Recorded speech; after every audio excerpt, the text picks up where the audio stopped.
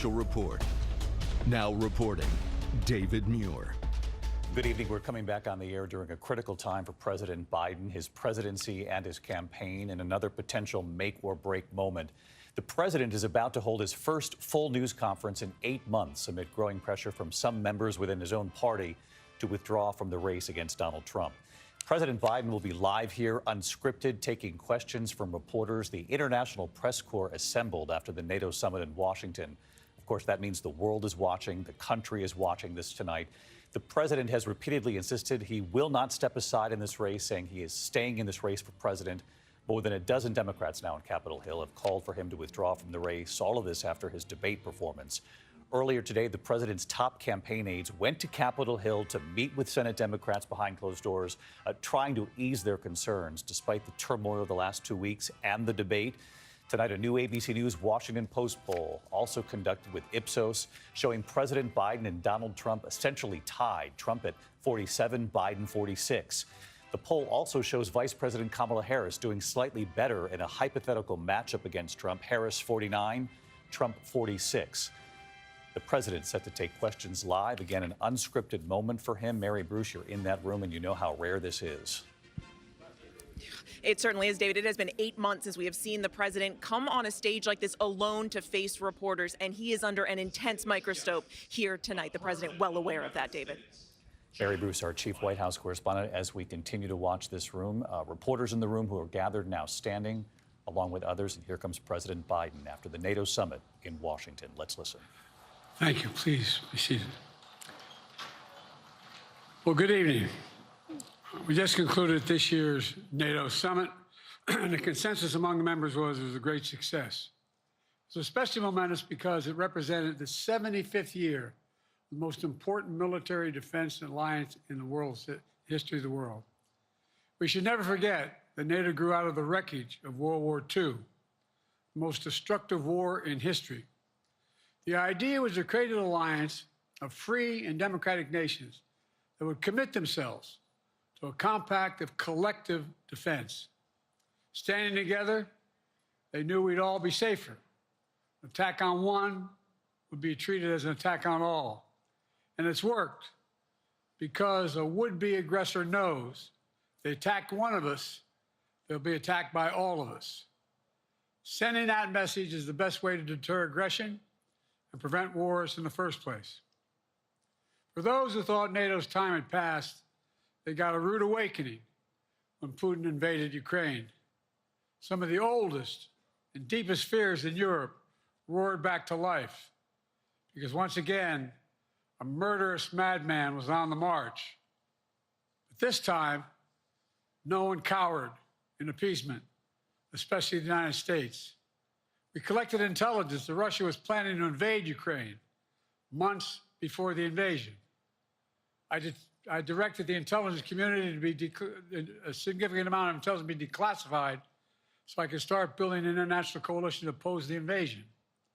Then in February, some of you remember, I warned the world that the invasion was imminent. I rallied a coalition of 50 nations from Europe to Asia to help Ukraine defend itself. Many foreign policy experts thought, as Putin amassed Russian forces just 100 miles north of Kyiv, the capital of Ukraine, but Putin thought it was the mother home of Russia. The capital would fall in less than a week. But the Ukrainian people, backed by a coalition to help build, stopped them. Today, Kyiv still stands, and NATO stands stronger than it has ever been. During the week of this summit, several heads of states made it a point in their statements to thank the United States and to thank me personally for all that NATO has achieved. NATO is not only stronger, NATO is bigger because we led the charge to bring in Finland and Sweden into the alliance, and it makes a gigantic difference. Excuse me. Meanwhile, my predecessor has made it clear he has no commitment to NATO. He's made it clear that he would feel no obligation to honor Article 5. He's already told Putin, and I quote, "Do whatever the hell you want." In fact, the day after Putin invaded Ukraine, here's what he said It was genius. It was wonderful. Some of you forgot that, but that's exactly what he said. But I made it clear, a strong NATO is essential to American security. And I believe the obligation of Article 5 is sacred. And I would remind all Americans, Article 5 is invoked only once in NATO's long history, and that was to defend America after 9/11. I made it clear that I will not bow down to Putin. I will not walk away from Ukraine. I will keep NATO strong. That's exactly what we did, and exactly what we'll continue to do. Now, the future of American policy is up to the American people. This is much more than a political question. It's more than that. It's a national security issue. Don't reduce this to the usual testament that people talk about, issues of being a political campaign. It's far too important. It's about the world we live in for decades to come. Every American must ask herself or himself, is the world safer with NATO? Are you safer? Is your family safer? I believe the American people know the answer to all those questions is yes. And I believe the American people understand that America is stronger because of our alliances. I believe the American consensus from Truman to Reagan to me still holds today. America cannot retreat from the world. We must lead the world. We are an indispensable nation, as Madeleine Albright wrote. Now let me turn to three other key issues. Just this morning, we had a great economic report showing inflation is down. Overall prices fell last month. Core inflation is the lowest it's been in 3 years. Prices are falling for cars, appliances, and airfares. Grocery prices have fallen since the start of the year. We're going to keep working to take down corporate greed to bring those prices down further. Meanwhile, Trump's calling for a 10% tariff on everything Americans buy, including food from overseas, vegetables, and other necessities. And economists tell us that that would cost the average American working family another $2,500 a year. It's a tax of $2,500 a year. Second, our efforts to secure the border, the southern border, is working. After Trump killed the bipartisan effort to secure the border, Republicans and Democrats had worked on, because he thought it would benefit me and make him a loser, Republicans walked away. So I took executive action last month. As a consequence, working with Mexico, border encounters have gone down over 50%. The current level is lower today than when Trump left office. Third, for months, the United States has been working to secure a ceasefire in Gaza, to bring the hostages home, to create a path for peace and stability in the Middle East. 6 weeks ago, I laid out a detailed plan in writing. It was endorsed by the UN Security Council, the G7. That framework is now agreed on by both Israel and Hamas. So I sent my team to the region to hammer out the details. These are difficult, complex issues. There's still gaps to close. We're making progress. The trend is positive. And I'm determined to get this deal done and bring an end to this war, which should end now. Let me conclude where I began. We're the United States of America. We are the indispensable nation. Our leadership matters. Our partnerships matter. This moment matters. We must rise to meet it. With that, I'll take your questions. I've been given a list of people to call on here. Reuters, Jeff Mason.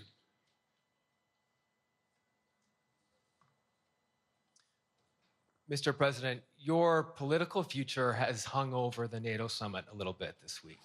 Speaker Pelosi made a point of suggesting that your decision on whether to stay in the race was still open. George Clooney and a handful of lawmakers have called on you to step aside.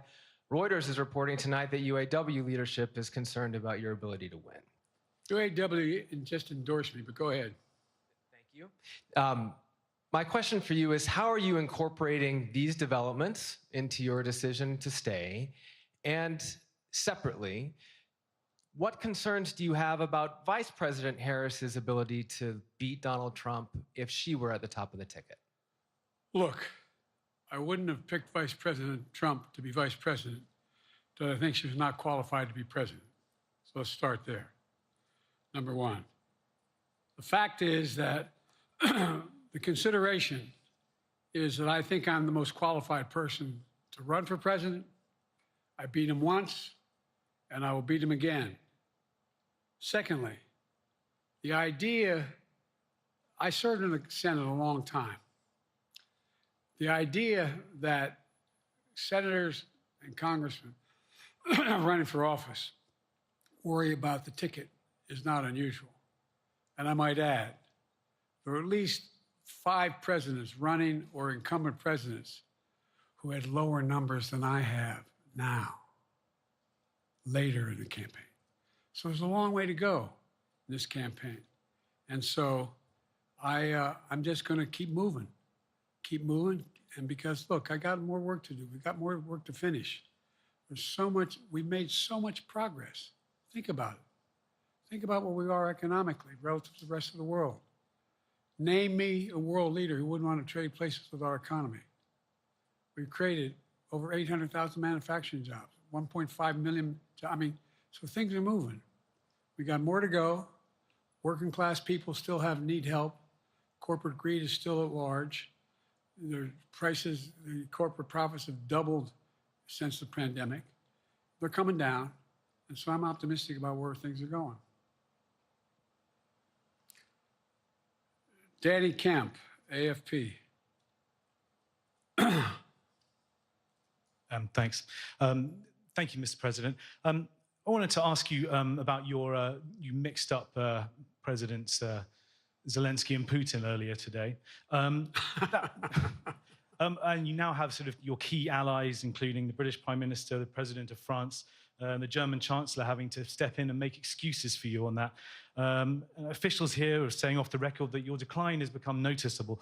Hasn't this now, frankly, become damaging for America's standing in the world? Thank you. Did you see any damage to our standing in my leading this conference? Have you seen a more successful conference? What do you think? And the Putin piece, I was talking about Putin, and I said, and now, at the very end, I said, Putin. I said, no, I'm sorry, Zelensky. And then I added 5 other names. Look, guys, the idea anybody suggests that we haven't had an incredibly successful conference. How many times did you hear in that conference, I know it sounds too self-serving, but other leaders, heads of state, in thanking me, saying the reason we're together is because of Biden, because Biden did the following. Look, folks, this is, well, anyway, I thought it was the most successful conference I've attended in a long time, and find me a world leader who didn't think it was. Next one, Nancy Cordes, CBS.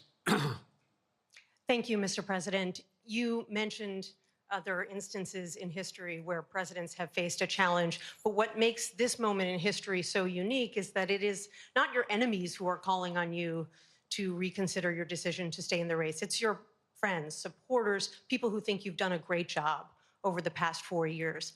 Have you spent time thinking about what it would mean for your legacy, which you've worked decades to build, if you stay in the race, despite the concerns that voters say they have, and you lose to someone who you yourself have argued is unfit to return to the Oval Office? Well, look, I'm not in this for my legacy. I'm in this to complete the job I started. As you recall, understandably, many of you and many economists thought my initial initiatives that I put forward, can't do that, it's going to cause inflation, things are going to skyrocket, the debt's going to go up. What are you hearing now from mainstream economists? 16 economic Nobel laureates said I've done a hell of a job. That under my plan so far and what's going to happen, in the future, if I'm reelected, that things are going to get much better. Our economy is growing. I was determined when I got elected to stop the trickle-down economic theory, that if the wealthy did very well, everybody else would do well. My dad was a well-read, decent guy. I don't remember much trickling down on his kitchen table. Middle-class people and working-class people need help. And so what happened is I decided to implement, was able to implement as president, what I believed when I was a senator. And that is that the way to build this economy is from the middle out and the bottom up. That way we grow the economy. And the wealthy still do very well. They do fine. And guess what? Find me an economist, a mainstream economist who said we haven't done well. What have we not done that isn't working right now? And so we got more to do, though. We got to finish the job. And by the way, I come from the corporate state of the world. Delaware has more corporations registered in Delaware than every other state in the nation combined. I'm not anti-corporate, but corporate profits have doubled since the pandemic, doubled. It's time things get back in order a little bit. It's time, for example, if I'm reelected, we're going to make sure that rents are kept at 5% increase, corporate rents for apartments and the like and homes are limited to 5%. We're going to make a lot of changes that I've been talking about because we're going to continue to grow this economy.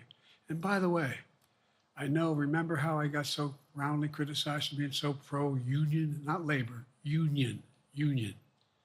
Well, guess what? I've been the most pro-union labor president in history. Not a joke. And guess what? We had the Treasury Department do a study. When unions do better, everybody does better. Everybody does better. And we talk about how, for example, remember when we talked about getting the computer chip industry back in the United States?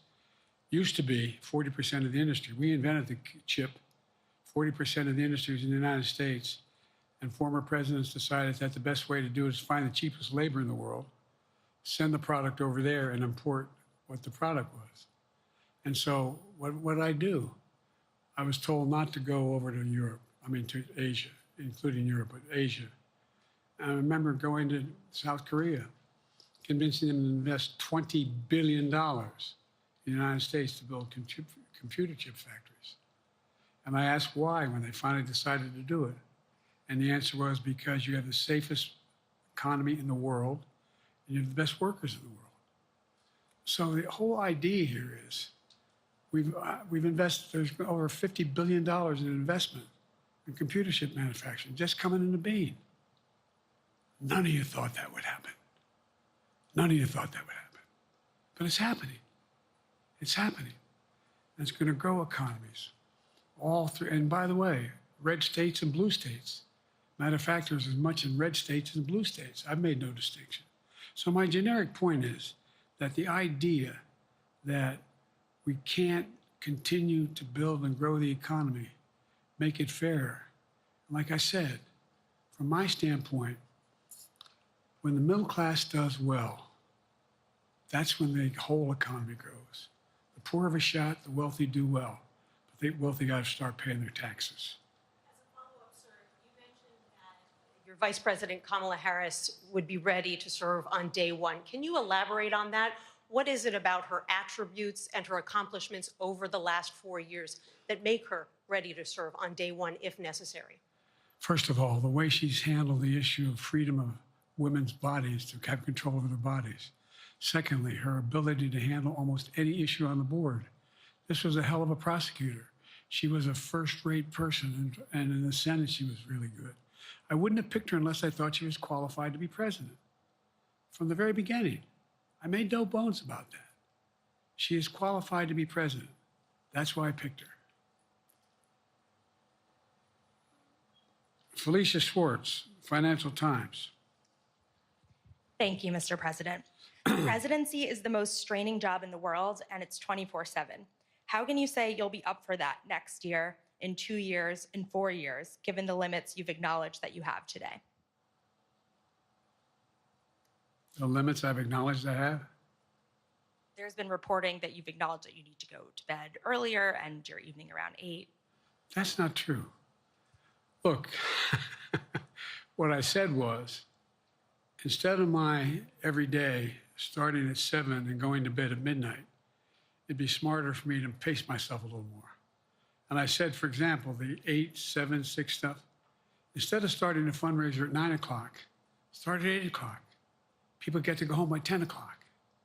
That's what I'm talking about. I'm not talking about, and if you look at my schedule since I made that stupid mistake in the campaign, in the debate, I mean, my schedule has been full bore. I've done, where's Trump been? Riding around in his golf cart, filling out his scorecard before he hits the ball? I mean, look, he's done virtually nothing. And I have, I don't know how many, don't hold me to it, roughly 20 major events. Someone with thousands of people showing up. And so I just think it's better. I always have an inclination, whether I was playing sports or doing politics, just to keep going, not stop. I just got to just pace myself a little more. Pace myself. And the next debate, I'm not going to be traveling into 15 time zones a week before. Anyway, that's what it was about. That's what it was about. And by the way, even with that, I love my staff, but they add things all the time. At the very end, I'm catching hell from my wife for that. Anyway, I'm sorry, Zeke Miller, Associated Press.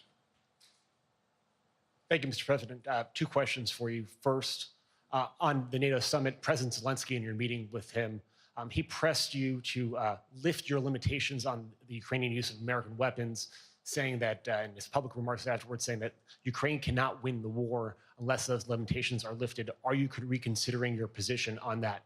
And then secondly, following up on Felicia's question there, leaders of your own party have said that they're not worried about that debate. They're worried about the next bad night and the bad night after that. How can you reassure the American people that you are up to the task and that there won't be more bad nights at a debate stage or somewhere else? First thing about Zelensky asking for the ability to strike deep into Russia. We've allowed Zelensky to use American weapons in the near term, in the near or abroad, into Russia. Whether or not he should be attacked. For example, should Zelensky, he's not.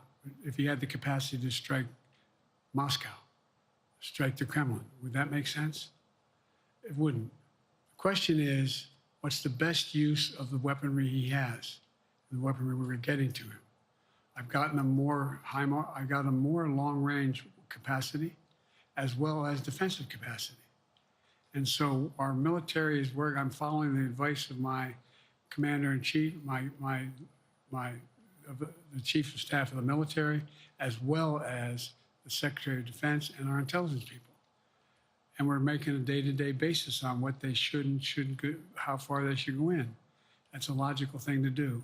Second question related to bad nights. Sir, how can you reassure the American people that you won't have more bad nights, whether they be on a debate stage or it's a matter of foreign policy?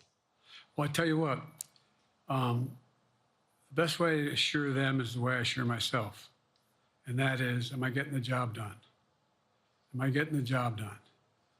Can you name me somebody who's gotten more major piece of legislation passed in 3.5 years? I created 2,000 jobs just last week. So if I slow down, I can't get the job done. That's a sign that I shouldn't be doing it. But there's no indication of that yet. None.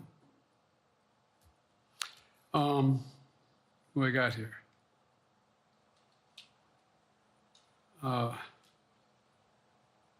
Merrick, Pulaski Radio. Thank you, Mr. President. How are you? I'm well. The elections in the US have consequences around the world. You have pretty high standing in Europe. I just asked President Macron about you, and he said we are happy to have him as the President of the United States. But there is a concern. Many people in Poland and across Europe are worried that the former president may win the election. And there's a lot of concern that Donald Trump may weaken NATO, stop supporting Ukraine, or push Ukraine to give up territories to Russia. They're correct. And yourself was warning just 2 minutes ago about it. So my question is, do you think that Europe will be left on its own if Donald Trump wins the election? And what's your advice to European leaders to prepare for possible US disengagement? Well, look, I think, how can I say this without sounding too self-serving? I've not had any of my European allies come up to me and say, Joe, don't run. What I hear them say is, you've got to win. You can't let this guy come forward. It'd be a disaster. It'd be a disaster. I mean, I think he said in one of his rallies, don't hold me to this, recently, where NATO, I just learned about NATO or something to that effect. Foreign policy has never been his strong point. And he seems to have an affinity to people who are authoritarian. That worries, as I tell you, Poland, that worries Europe. That worries Poland. And nobody, including the people of Poland, think that if he wins in Ukraine, he's going to stop in Ukraine, that that's going to be the end of it. And so what I can say is, I think I'm the best qualified person to do the job, to make sure that Ukraine does not fall, that Ukraine succeeds, that the European alliance stays strong. You may recall, no one was talking about Finland joining NATO. I remember talking to Putin right after we got elected in Geneva, and he was talking about what we should do. We couldn't be in Eastern Europe, et cetera. And I said, you're looking for the Finlandization of Ukraine. I said, you're going to get the NATOization of Finland. And about 4 weeks later, I got a call. No, that's not true. Probably 5 months later, from the president of Finland, could he come and see me? In my office. I invited him to the Oval Office. We sat down and talked. He said he wanted to join NATO. Could I help? And I did. It wasn't automatic. And then I got a call from the Swedes. I beg your pardon?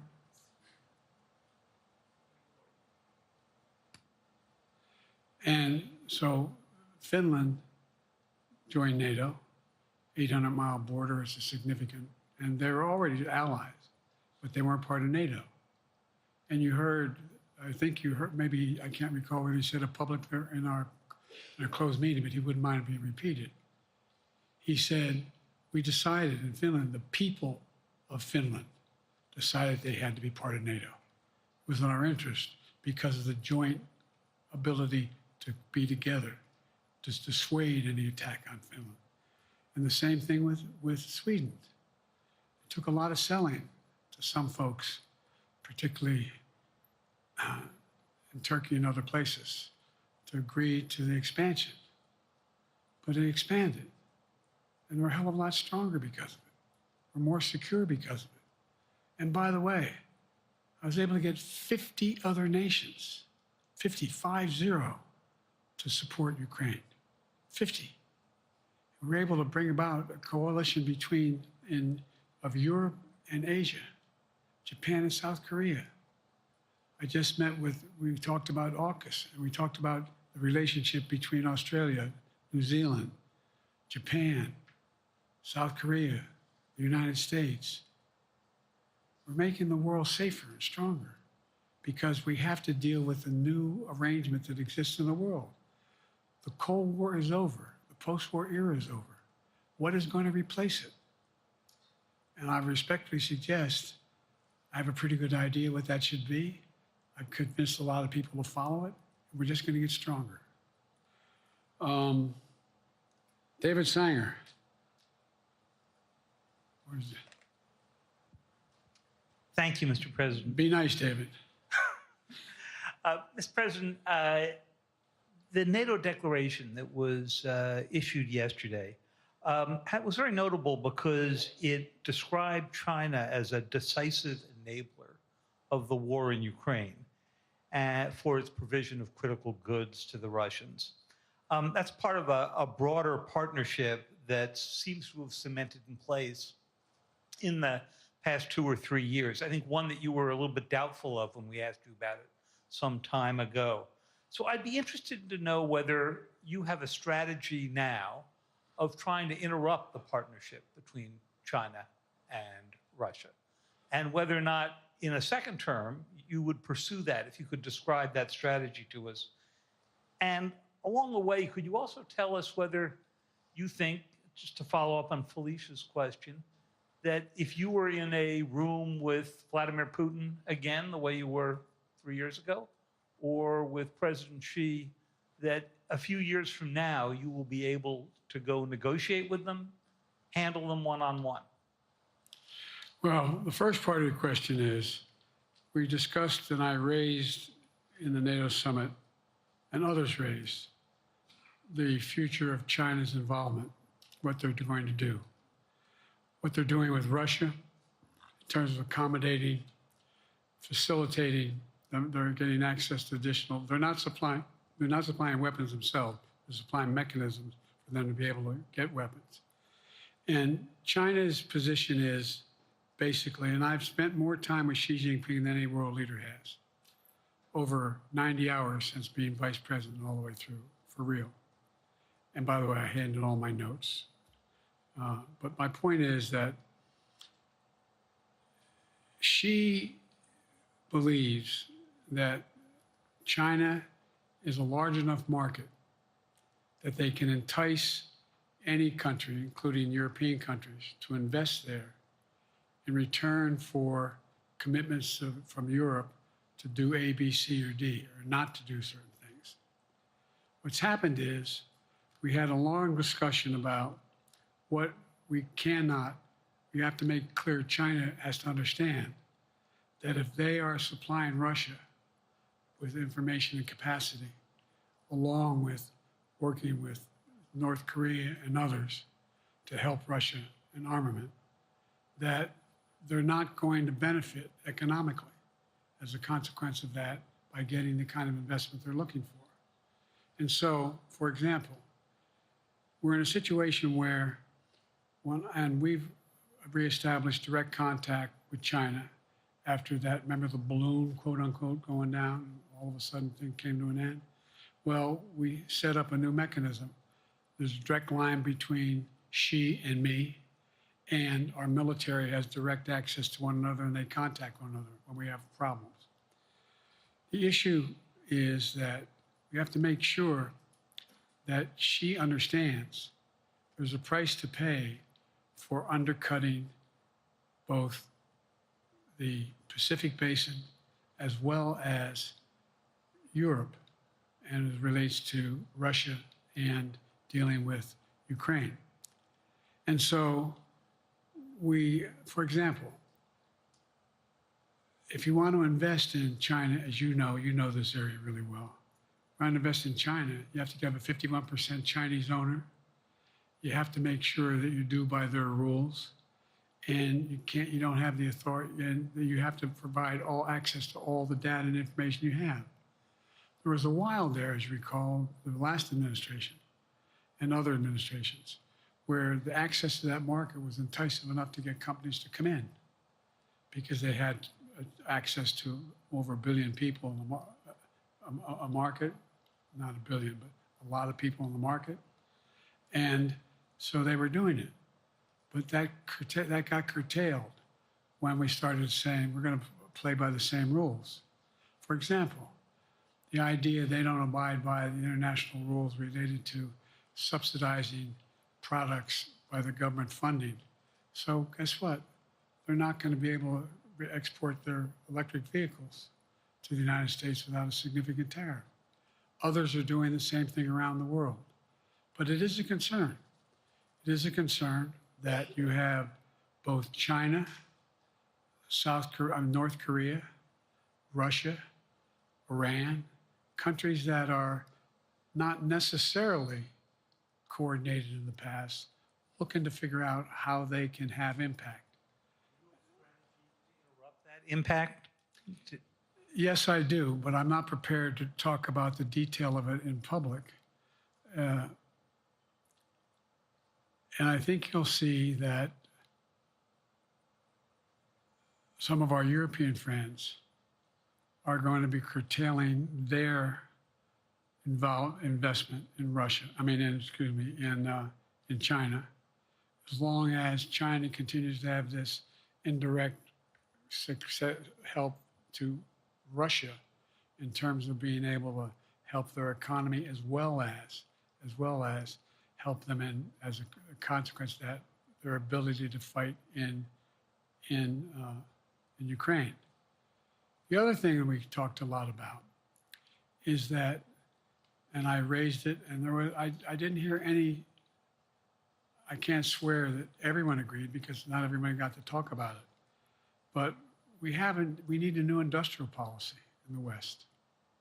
For example, we talked about how both the EU as well as NATO has to be able to begin to build their own munition capacity, has to be able to generate their own capacity to provide for weapons and the ability to, it came as a surprise to some of us how we had fallen behind in the West in terms of the ability to construct new material, new weaponry, new everything from vehicles to weapon systems. And so one of the things that came out of this was we're going to be meeting again with a number of my colleagues, my European colleagues, is what do we do to increase the capacity of the West, particularly in Europe and Japan, to be able to generate the kind of ability to produce their own weapon systems. Not just for themselves, but to be able to generate that. It's the same, it's what Russia's trying to figure out. That they went to China and they didn't get the weapons, but then they went to North Korea. But we're going to be in a position where the West is going to become the industrial base for to be able to, the ability to have all the defensive weapons that we need. That was a discussion as well. I'm not sure you answered on whether you would be ready to go deal with Putin and Xi 2 or 3 years from now. I'm ready to deal with them now and 3 years from now. Look,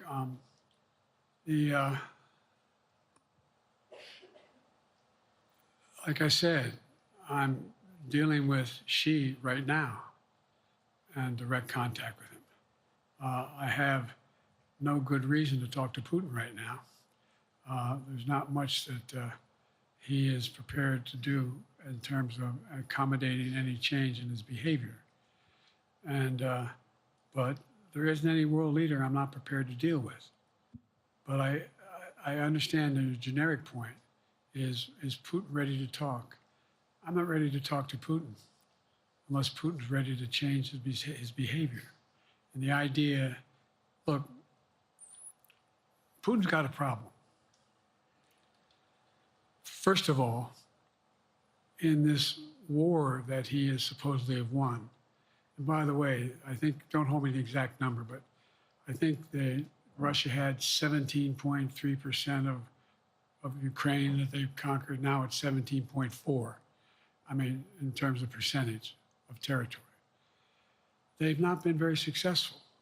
They've caused horrible damage, loss of life, but they've also lost over 350,000 troops, military, killed or wounded.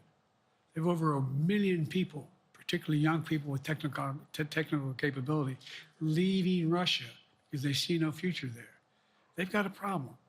But what they do have control of is they are very good at controlling and running the public outcry that relates to how they use mechanisms to communicate with people. They lie like hell through the constituencies. They lie like hell about what's going on.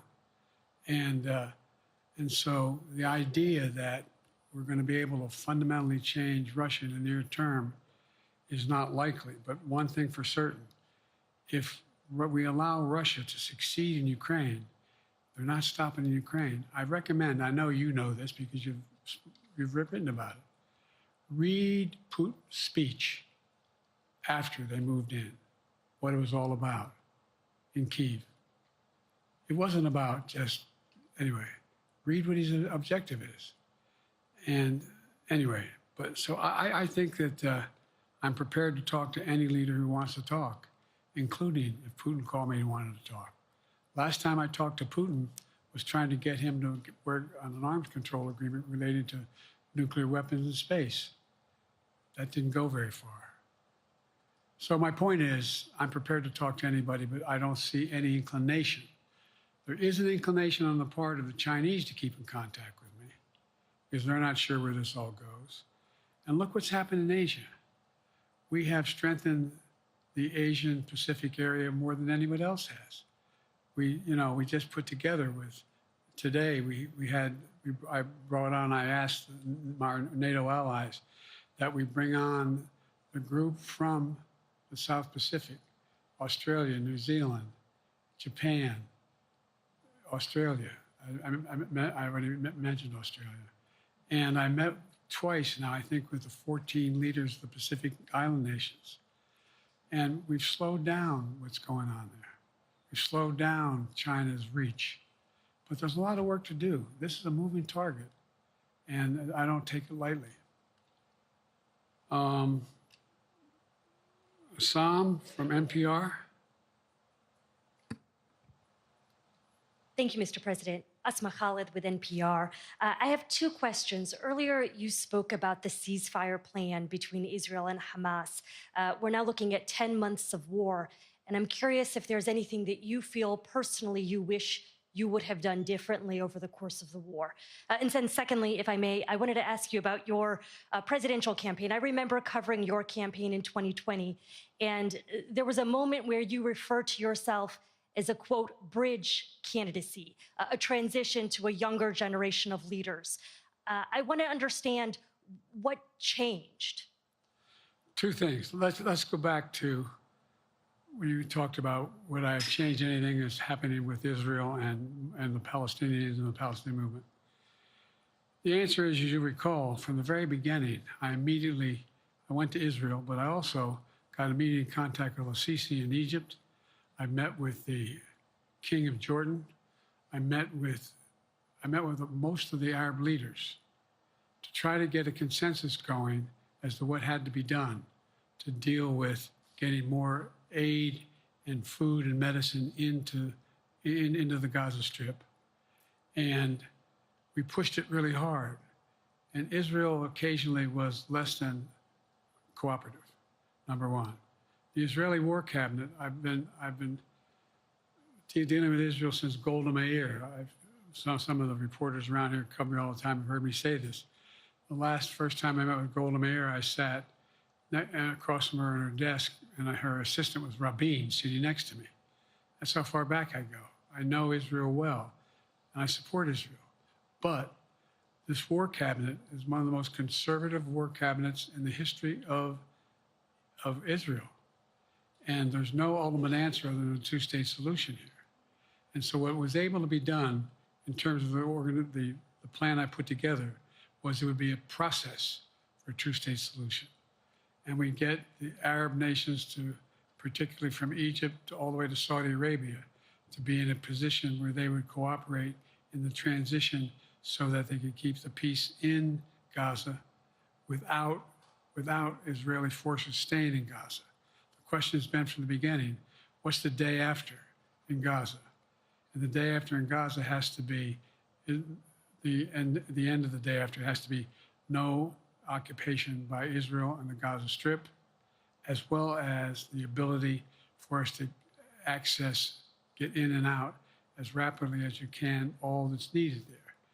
I've been disappointed that some of the things that I put forward have not succeeded as well, like the port we attached from Cyprus. I was hopeful that would be more successful.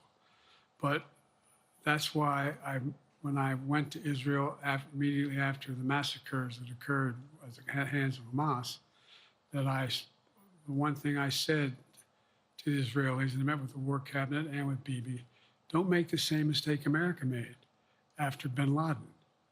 There's no need to occupy anywhere. Go after the people who did the job. You may recall, I still get criticized for it, but I was totally opposed to the occupation and trying to unite Afghanistan. Once we got bin Laden, we should have moved on, because it was not in our, no one's ever going to unite that country. I've been over every inch of that, not every inch, the entirety from the poppy fields all the way to the north. I said, don't make the same mistake we made. Don't think that's what you should be doing, is doubling down. We'll help you find the bad guys, Sinwar and company. And all this criticism about I wouldn't provide when the weapons they needed. I'm not providing them 2,000-pound bombs. They cannot be used in Gaza or any populated area without causing great human tragedy and damage.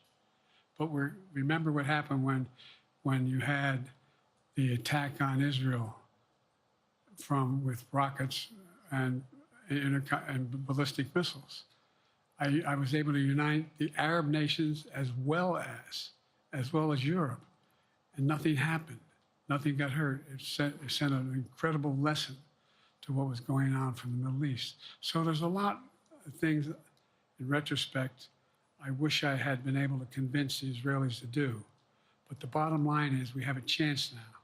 It's time to end this war. Doesn't mean walk away from going after Sinwar and Hamas. And if you notice, you know better than most, there is a growing dissatisfaction on the West Bank from the Palestinians about Hamas. Hamas is not popular now. And so there's a lot of moving parts. I just have to keep moving to make sure that we get as much done as we can toward a ceasefire, and get those. And by the way, look at the numbers in Israel. I mean, my numbers are better in Israel than they are here. But then again, they're better than a lot of other people here too. But anyway. Bridge candidacy in 2020, you referred to yourself as being a bridge candidate for a younger, fresher generation of Democratic leaders, and I wanted to know what changed. What changed was the gravity of the situation I inherited in terms of the economy, our foreign policy, and domestic division. And I think, I won't put words in anybody's mouth. Most presidential historians give me credit for having accomplished more than most any president since Johnson and maybe before that to get major pieces of legislation passed. And what I realized was my long time in the Senate had equipped me to have the wisdom to know how to deal with the Congress, to get things done. We got more major legislation passed that no one thought would happen. And I want to finish it, to get that finished. If tomorrow, if we had a circumstance where there was a lineup and I hadn't inherited what I did and we just moved things along, anyway, it's going to change. Last question. Haley Bull, Scripps. Or no, Josh Weingrove, I'm sorry, was the next one. I'll do two more questions. Thank you, Mr. President. Many of your colleagues, Democrats on the Hill, are watching tonight as they assess what they want to say about your candidacy. I'm wondering how you're thinking of this right now. It seems like your answer is clear, but they're watching how things go tonight, tomorrow in Michigan, next week in Texas and Nevada. Are you thinking that way about how the next week or two goes would inform your... Am I using that way, you say? Are you thinking that way about how the next 2 weeks go? Will that affect your decision, or are you fully determined on running in November as the party's nominee? I'm determined on running, but I think it's important that I allay fears by let them see me out there. Let me see them out, for the longest time it was, Biden's not prepared to sit with us unscripted. Biden's not prepared to, anyway. And so what I'm doing is, and I've been doing, I think we've done over 20 major events from Wisconsin to North Carolina, to demonstrate that I'm going out in the areas where we think we can win, where we can persuade people to move our way, or people are already there. And here, look, the other thing is, we have the most extensive campaign organization of anybody's had in a long, long time. We have well over 1,000 volunteers knocking on doors, making phone calls, making tens of thousands of phone calls.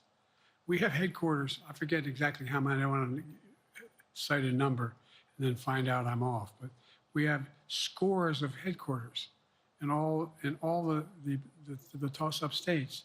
We're organized, we're moving, and that's awful hard to replace in the near term. And so, and here's the other thing. I was in the Senate a long time. Very proud of what I've done in the Senate. I was chairman of the Foreign Relations Committee for a long time, and I was chairman or ranking member and chairman of the Judiciary Committee. I'm going to be going down to the Johnson Library anyway, I'm going to be going around making the case of the things that I think we have to finish and how we can't afford to lose what we've done or backslide on civil rights, civil liberties, women's rights. There's that little button we have.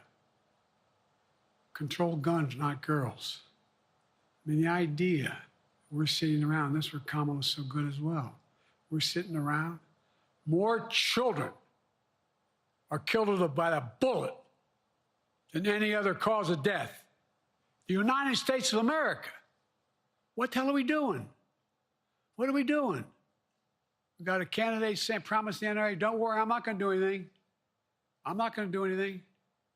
You got a Supreme Court that is what you might call the most conservative court in American history. This is ridiculous. There's so much we can do still, and I'm determined to get it done. It's about freedom. And by the way, I'll end this. Well, I'm not going to do that. Haley has to come up too. But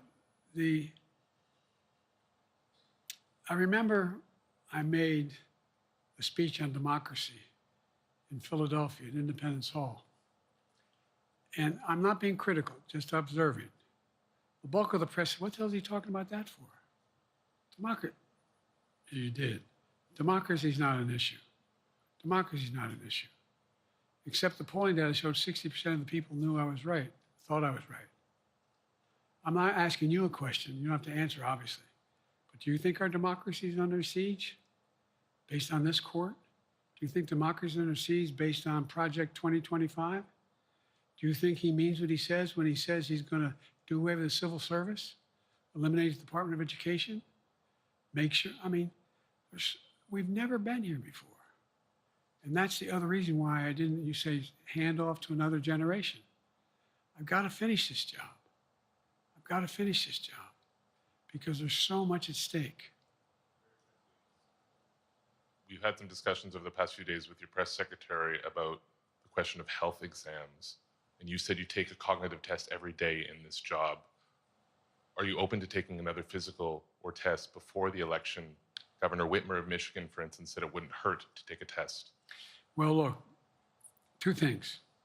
One, I've taken 3 significant and intense neurological exams by a neurologist. In each case, as recently as February. And they say I'm in good shape, okay? Although I do have a little problem with my left foot because it's not as sensitive because I broke my foot and didn't wear the boot. But I'm good. I'm tested every single day about my neurological capacity to do decisions I make every day. You talk to my staff, all of you talk to my staff. Sometimes my staff talks a lot. But the fact of the matter is, I don't think you have them telling you that all the major ideas we've undertaken haven't been in part initiated by me. I remember when the staff and I said, I'm going to go to South Korea, we're going to get the chip. What are you doing? I'm going to get Japan and Korea back together again after essentially having hostilities toward one another since the end of World War II. I'm going to move and see that we can expand it. You know, the only thing age does is help you with it. Creates a little bit of wisdom if you pay attention. And so the point I'm making is, I think it's important that if the neurologist tells me he thinks I need another exam, and by the way, I've laid every bit of the record out. Hadn't hidden a thing. You ought to ask Trump for his, okay? I laid it all out. And every single day, I'm surrounded by good docs. If they think there's a problem, I promise you, or even if they don't think it's a problem, they think I should have a neurological exam again, I'll do it. But no one's suggesting that to me now. And I'll ask you another question. No matter what I did, no one's going to be satisfied. Did you have 7 docs? Did you have 2? Who'd you have? Did you do this? How many times did you? So I am not opposed if my doctors tell me I should have another neurological exam, I'll do it. But that's where I am. Haley Bull, Scripps. Thank you, Mr. President. You said you're making decisions on a day-to-day basis when it comes to support for Ukraine. Does that mean you have not closed the door on further considering lifting restrictions for U.S.-made weapons inside Russia? And if I may, your convention is coming up where your delegates are pledged to make you the official nominee. If they have second thoughts, are they free to vote their conscience? Obviously, they're free to do whatever they want, but I got overwhelming support. Overwhelming support. I won, I forget how many votes I won in the primary. Overwhelming. And so tomorrow, if all of a sudden I show up at the convention, everybody says, we want somebody else, that's the democratic process. It's not going to happen. Even if that means they vote for someone else? Sure. Look, I'll end this with this. I served in the Senate a long time. I understand the impetus of candidates running for local office and whether they think the top if they can help them or not. In my state of Delaware, which was a very, at least a purple, it was a red state when I started, in terms of where you now talk red and blue. I don't recall most of the Democratic presidents winning my state when I was a candidate. The truth of the matter is I understand the self-interest of a candidate. If they think that, running with Biden at the top is going to hurt them, then they're going to run away. I get it. But so far, go and look at the polling data in their states. Look at the in-depth, and by the way, I think you'd all acknowledge, and you're all experts. I'm not being solicitous about the president. You're experts on this stuff. How accurate does anybody think the polls are these days? I can give you a series of polls where you have likely voters, me versus Trump, where I win all the time. When the unlikely voters vote, he wins sometimes. The bottom line is all the polling data right now, which I think is premature because the campaign really hasn't even started. I mean, it hadn't started in earnest yet. Most of the time, it doesn't start till after September, after Labor Day. So a lot can happen. But I think I'm the best I believe I'm the best qualified to govern.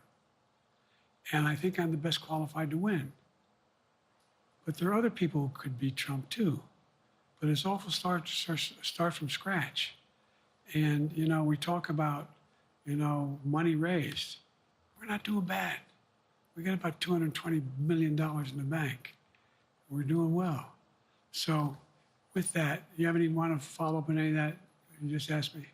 Yes. You earlier explained confidence in your vice president. Yes. If your team came back and showed you data that she would fare better against former President Donald Trump, would you reconsider your decision to stay in the race? No, unless they came back and said, there's no way you can win. Me. No one's saying that. No poll says that. Okay. Thanks. This ends tonight's press conference. Thanks, everybody.